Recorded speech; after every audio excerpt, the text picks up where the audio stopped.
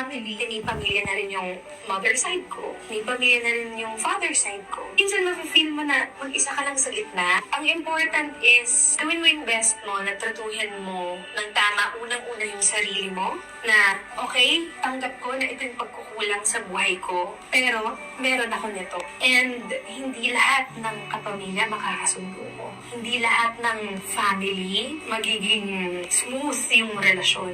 May mga time talaga na pwedeng hindi kayo okay. Pero mga away or hindi pagkakaintindihan, it's okay. It will be okay. And kung magkamali ka man, you just resolve, you make sure na you're a better person. Don't look back. Tuloy-tuloy lang. And kung sino yung meant sa'yo, babalik sa'yo. No! Ay, di ko alam. Hindi ko maintindihan yung nafe-feel ko nun. Kasi, parang biglang okay na tayong lahat. All this time, parang hindi tayo nagsasama sa isang place, hindi tayo pwedeng magkasabay sa isang event. Kasi, syempre, sensitive topics